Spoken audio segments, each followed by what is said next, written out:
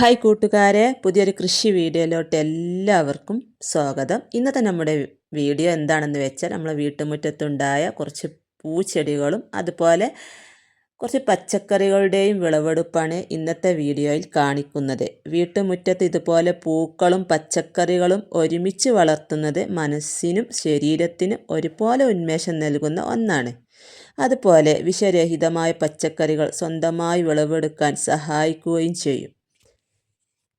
അപ്പോൾ നമുക്ക് ആദ്യം തന്നെ ഈ ചുരക്ക വിളവെടുക്കാം. അത്യാവശ്യം മൂപ്പൊക്കെ എത്തിയിട്ടുണ്ട് കേട്ടോ. നല്ല പോലെ മൂപ്പാവാൻ കാത്തു നിൽക്കരുത്. ഒരു ഇളം പ്രായത്തിൽ തന്നെ ഇത് വിളവെടുക്കാനായിട്ട് ശ്രദ്ധിക്കണം. അപ്പോൾ അതാ നമ്മൾ ആദ്യം ഉണ്ടായ ചുരക്കയാണ് കേട്ടോ ഇത്. പിന്നെ ഇതാ 2 പാവക്കയും ഞാൻ എടുക്കുന്നുണ്ട്. ഇതിൻ്റെ മുമ്പ് ഒരു 3-4 തവണ ഞാൻ പാവക്ക വിളവെടുത്തിരുന്നു, അതിൻ്റെ വീഡിയോ ചെയ്തിട്ടുണ്ട്. അതുപോലെ ഒരു പടവലങ്ങയും വിളവെടുക്കാനായിട്ടുണ്ട്. ഇത് ബേബി പടവലമാണ്. ഇത് ഇത്രയേ വലുതാവുകയുള്ളൂ കേട്ടോ.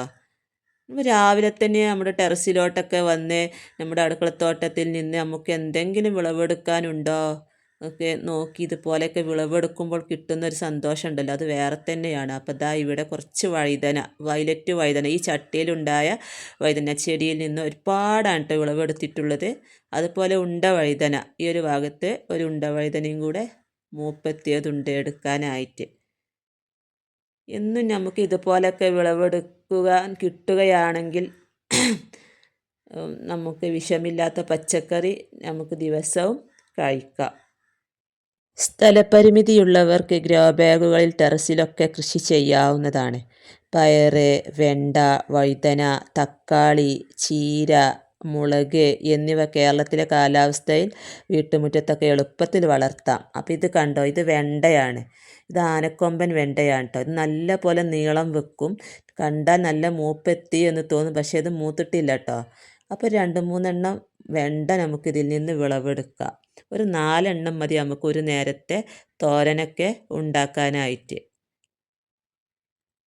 വെണ്ടക്ക കായ്കൾക്ക് വലിപ്പം വെക്കുമ്പോൾ തന്നെ പറിക്കണം. മൂത്ത് പോയാൽ ഇത് ഭക്ഷണത്തിന് ഉപയോഗിക്കാൻ പ്രയാസമാണ്. അപ്പോൾ ഒരു 4 വെണ്ട ഞാൻ വിളവെടുത്തിട്ടുണ്ട്.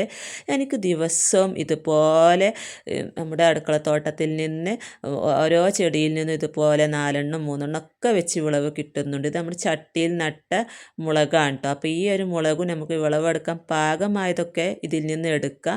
പഴുത്തത് ആവശ്യമുണ്ടെങ്കിൽ അതെടുക്കുക. അപ്പോൾ നമ്മുടെ ആവശ്യത്തിനനുസരിച്ച് എടുത്താൽ മതി. ഓരോ 10 ദിവസം കൂടുമ്പോൾ നമ്മൾ എന്തെങ്കിലുമൊക്കെ ജൈവവളങ്ങൾ ഇതിനൊക്കെ ഇട്ട് കൊടുക്കണം. അതായത് ചാണകപ്പൊടിയോ ആട്ടിൻ കാഷ്ടമോ കമ്പോസ്റ്റ് എന്നിവയൊക്കെ ഉപയോഗിച്ചാൽ ചെടികൾ നല്ല കരുത്തോടെ വളരാൻ സഹായിക്കും. ശരിയായ സമയത്തുള്ള വിളവെടുപ്പ് കൂടുതൽ വിളവ് ലഭിക്കാനും വളരെ നല്ലതാണ്. അപ്പോൾ ഇത്രയും മുളക് ഞാൻ എടുത്തിട്ടുണ്ട്. ഇതൊരു വെള്ള മുളകാണ്. ഇത് ഇങ്ങനെ മുകളിലോട്ടാണ് കേട്ടോ ഈ മുളക് ഉണ്ടാകുന്നത്. അപ്പോൾ ഇതൊന്നും മൂപ്പെത്തിയിട്ടില്ല കേട്ടോ. അപ്പോൾ ഇതിലൊക്കെ നിറയെ മുളകാണ് ഉണ്ടായിട്ടുള്ളത്. ഇത് കണ്ടോ, ഇവിടെ ഒരു വെള്ള വഴുതന ഉണ്ട് കേട്ടോ, അതും കൂടെ നമുക്ക് എടുക്കാം. അതുപോലെ പച്ചക്കറികളൊക്കെ വിളവെടുക്കുമ്പോൾ രാവിലെ അല്ലെങ്കിൽ വൈകുന്നേരം വിളവെടുക്കുന്നതാണ് ഏറ്റവും നല്ലത്. അതുപോലെ ചെടികളുടെ തണ്ടുകൾക്ക് കേടുപാടുകൾ വരാതിരിക്കാൻ കത്രികയോ നല്ല മൂർച്ചയുള്ള കത്തിയോ ഉപയോഗിച്ചിട്ട് വേണം നമ്മൾ വിളവെടുക്കാനായിട്ട്. അപ്പോൾ ഇത് കാണാം, നമ്മുടെ കുറ്റിയാമരപ്പോൾ ഇത് ഒരുപാടാണ് കേട്ടോ ഇതിൽ നിന്നൊക്കെ വിളവ് കിട്ടിയിരുന്നത്. അപ്പോൾ നമ്മുടെ കുറ്റിയാമരയും കൂടി വിളവെടുത്തിട്ടുണ്ട്. അപ്പോൾ ഇത്രയുമാണ് ഇന്ന് വിളവെടുത്ത ഒരു ചുരക്ക, ഒരു 4-5 വഴുതന, അതുപോലെ തന്നെ ഒരു 2-3 ഉണ്ട വഴുതന, വെള്ള വഴുതന, ഒരു പടവലം, പിന്നെ വിളവ് എടുത്തത് 2 പാവക്ക. അങ്ങനെ ദിവസവും നമുക്ക് ഇതുപോലൊക്കെ വിളവ് കിട്ടുക എന്ന് വെച്ചാൽ ഇതിൽ പരം സന്തോഷം വേറൊന്നുമില്ല. അപ്പോൾ എല്ലാവരും കൃഷി ചെയ്യുക. വിഷരഹിതമായ പച്ചക്കറികൾ നമുക്ക് വീട്ടുമുറ്റത്ത് തന്നെ വിളയിച്ച് കഴിക്കുകയും ചെയ്യാം. അപ്പോൾ ഇന്നത്തെ വീഡിയോ നിങ്ങൾക്ക് ഇഷ്ടമായാൽ ലൈക്ക് ചെയ്യാനും ഷെയർ ചെയ്യാനും കമൻറ്റ് ചെയ്യാനും മറക്കരുത്. ഫേസ്ബുക്കിലാണ് നിങ്ങളുടെ വീഡിയോ കാണുന്നതെങ്കിൽ പേജ് ഫോളോ ചെയ്യാനും കൂട്ടുകാർക്ക് ഷെയർ ചെയ്ത് കൊടുക്കാനും മറക്കരുത്. അടുത്ത പുതിയൊരു വീഡിയോ ആയിട്ട് വരുന്നത് വരെ വീണ്ടും കാണാം.